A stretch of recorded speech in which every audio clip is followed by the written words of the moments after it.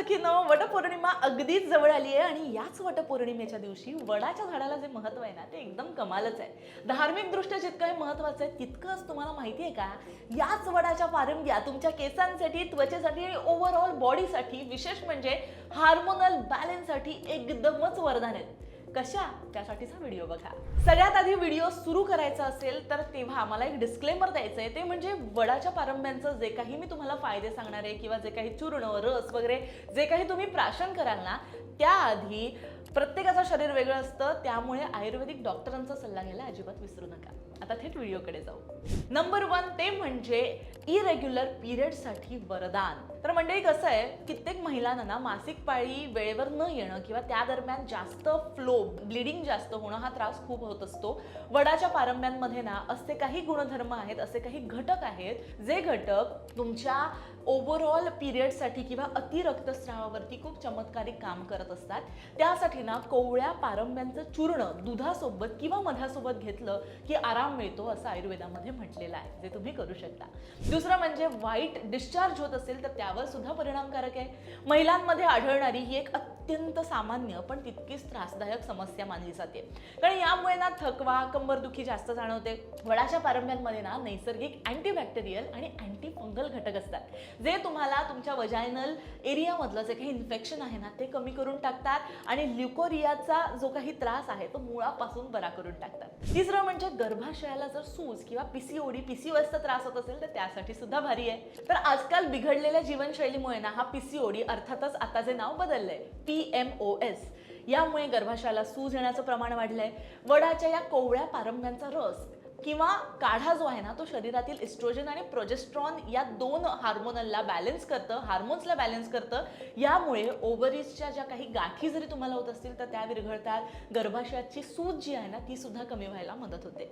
Number 4 ते म्हणजे fertility supporter. अर्थात आयुर्वेदानुसार ना वडाच्या पारंब्यांमध्ये प्रजास्थापन गुणधर्म असतो. तर तो म्हणजे काय, तर स्त्रीची प्रजनन क्षमता वाढवायला मदत करत असतो. गर्भाशयाचे स्नायू जर कमकुवत असतील तर अशा वेळेस ज्या महिलांना गर्भधारणेमध्ये अडचणी येत आहेत ना, प्रेग्नन्सीमध्ये प्रॉब्लेम्स येतात ना, त्यांच्यासाठी याच पारंब्यांचं चूर्ण गर्भाशयाची ताकद वाढवणारं ठरतं. मात्र हे घेण्याआधी तुमच्या गायनेकोलॉजिस्टला नक्की विचारा. 5वं म्हणजे त्वचेचं आरोग्य आणि अँटी एजिंग. केवळ अंतर्गत आरोग्यासाठी नाही तर वडाच्या कोवळ्या पारंब्यांचा लेप चेहऱ्यावर जर तुम्ही लावला तर चेहऱ्यावरचं वांग म्हणजे पिगमेंटेशन, पिंपल्स किंवा सुरकुत्या जर येणार असतील ना तर त्यासाठी एकदम कमाल आहे. आणि ह्यात ना अँटीऑक्सिडंट जे आहेत ना ते त्वचेला तुमच्या एकदम घट्ट करतात, चमकदार आणि एकदम कमाल बनवतात. पुढे म्हणजे केसांसाठी अगदी वरदान, अहो अँटी हेअर फॉल ही प्रॉपर्टी यामध्ये आहे. वडाच्या पारंब्यांमध्ये नैसर्गिक कषाय हा गुणधर्म आहे. जेव्हा आपण याचा वापर केसांवर करतो तेव्हा ते टाळूची त्वचा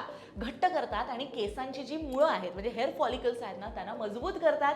यामुळे केस मुळापासून तुटणं, गळणं हे मोठ्या प्रमाणात कमी होतं. पारंब्यांचं तेल तुम्ही काढून केसाला लावू शकता. पुढचा पॉईंट तो म्हणजे हेअर रिग्रोथ. पारंब्यांमध्ये असे काही विशिष्ट पोषक घटक आहेत ना जे तुमचं ब्लड सर्क्युलेशन टाळूवरचं मोठ्या प्रमाणात वाढवतात.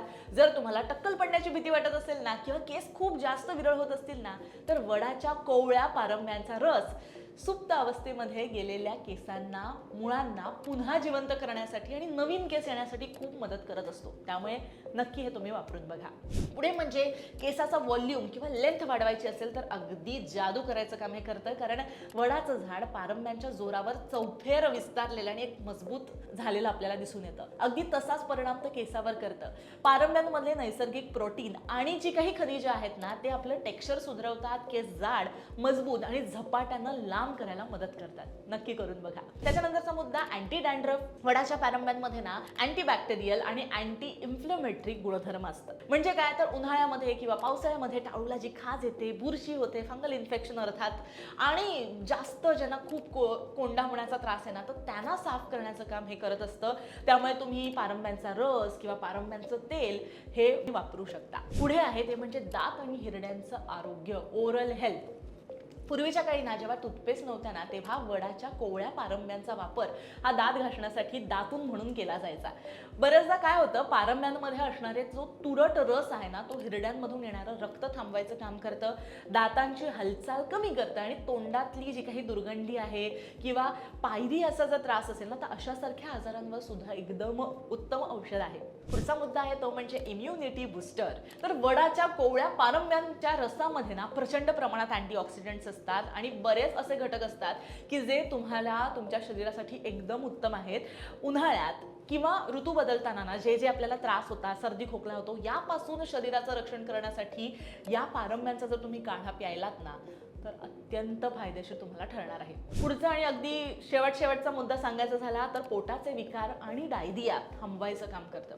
बदलते हवामान आणि जी काही आपली अरबट चरबट खायची सवय आहे त्यामुळे बरेचदा दूषित पाण्यामुळे सुद्धा जुलाब होणं, आव पडणं, पोटाला मुरडा येऊन पोट दुखणं असे त्रास होत असतात. वडाच्या पारंब्या या रामबाण उपाय यावर आहेत, कारण यातील स्तंभन हा जो गुणधर्म आहे ना तो पोटातली जळजळ कमी करतं, जुलाब सुद्धा नियंत्रणात आणतं. पुढे म्हणजे ब्लड शुगर कंट्रोल.